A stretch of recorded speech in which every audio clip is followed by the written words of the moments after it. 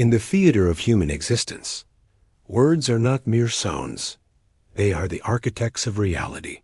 They construct the bridges between minds, but more importantly, they build the walls around our souls. Every utterance is a vote for who we are and who we aspire to become. The ancient philosophers understood this truth with crystalline clarity. They knew that language was not just a tool for communication, but a weapon that could either elevate or destroy.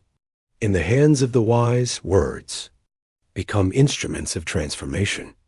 In the mouths of the weak, they become chains that bind us to mediocrity. There exists a profound distinction between the language of power and the language of self-destruction.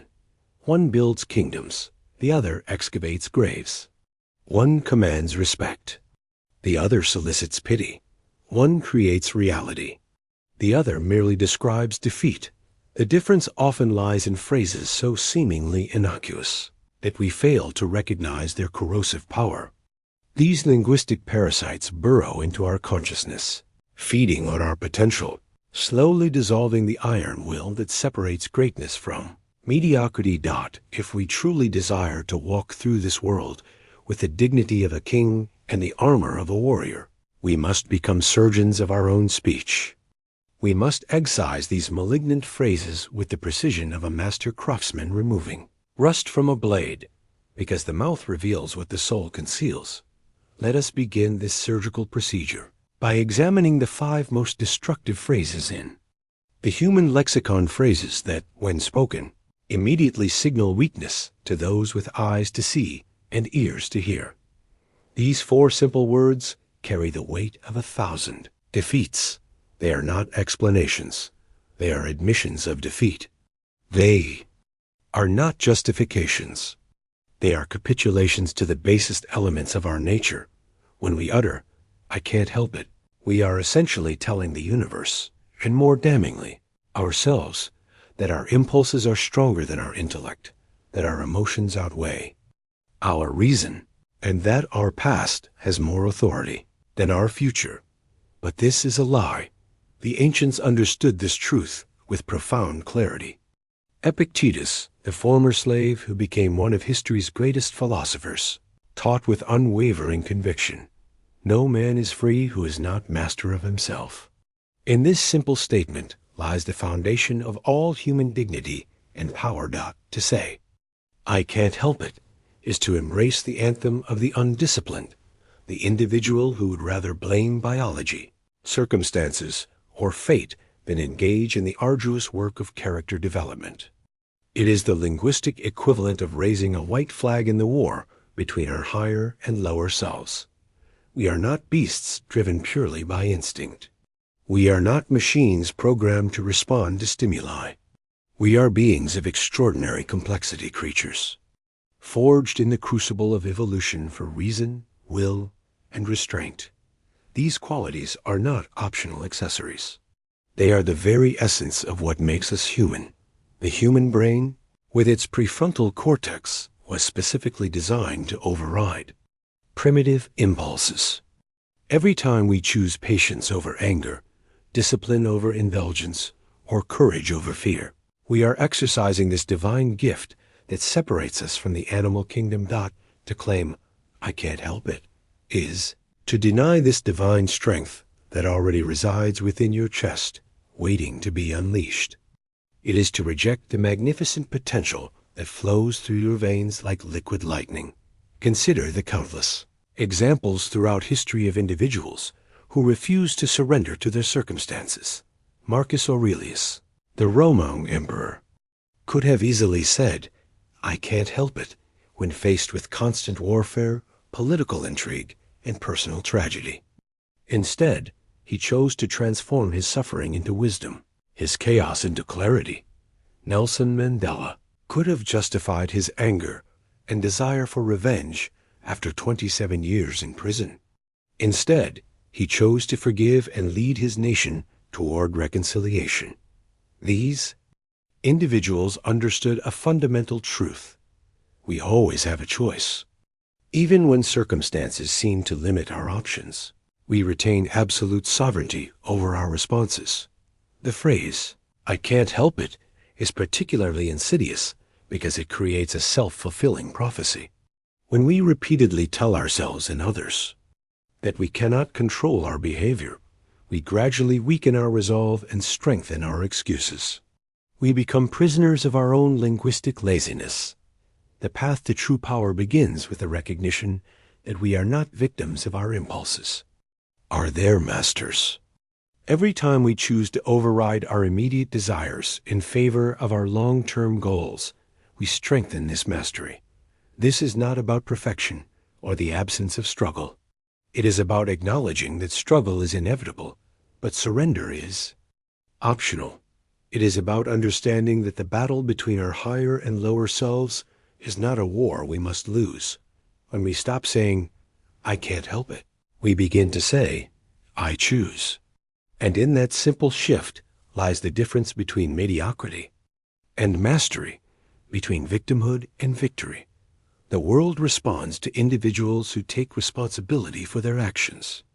It respects those who acknowledge their power to choose, even in the face of overwhelming temptation or difficulty. It fears those who refuse to surrender their sovereignty to circumstance or impulse. Therefore, we must never utter these words.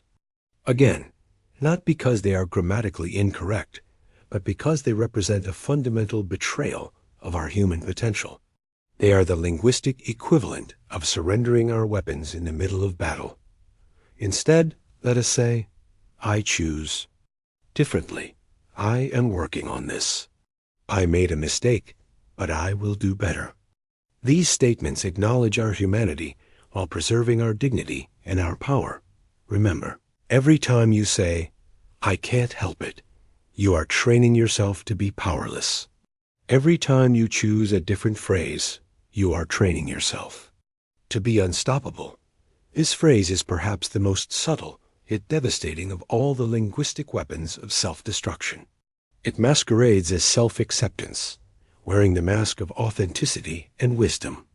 But beneath this facade lies the corpse of growth, the graveyard of potential, and the tomb of transformation. A person who regularly utters, "That's just the way I am," is not at peace with who they are. They are terrified of who they could become. They are not embracing their authentic self.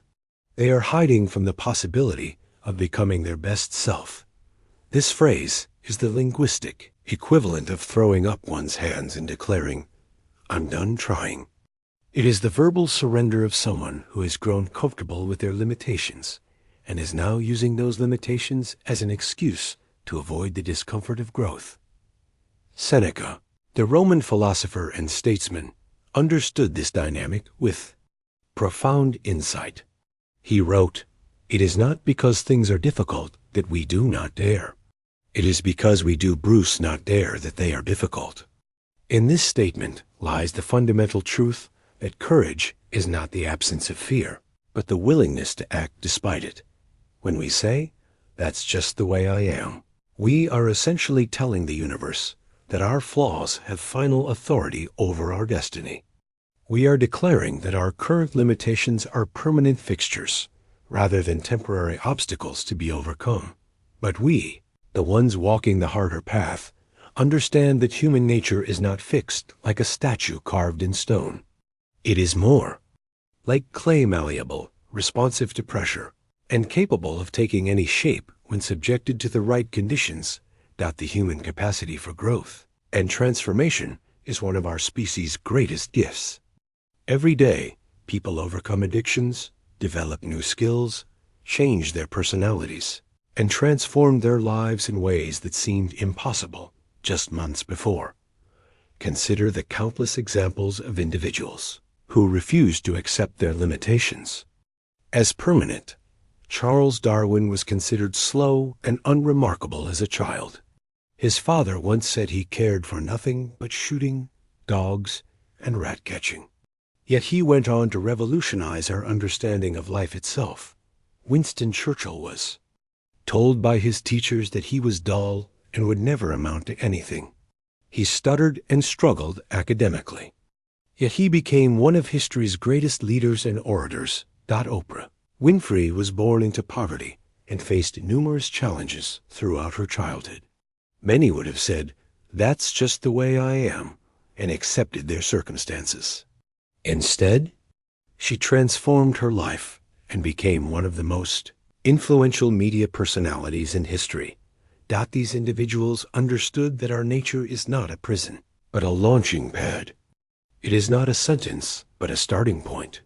The clay of our character is meant to be shaped by the fires of experience and the hands of intentional effort. The phrase, "That's just the way I am," is particularly dangerous because it creates a false sense of security. It allows us to avoid the discomfort of self-examination and the effort required for change. It provides a comfortable excuse for staying exactly where we are, but comfort is the enemy of growth. Progress requires discomfort. Transformation demands that we step outside our comfort zones and challenge the assumptions we've built our identities around. Every time we say, "That's just the way I am," we are essentially declaring that we have stopped evolving. We are telling ourselves and the world that we have reached the end of our journey, rather than the beginning of a new chapter. This is not self-acceptance. It is self-abandonment. Speak less, endure more, and let your silence shape the world louder than your words ever could. But when you do speak, let your words carry the weight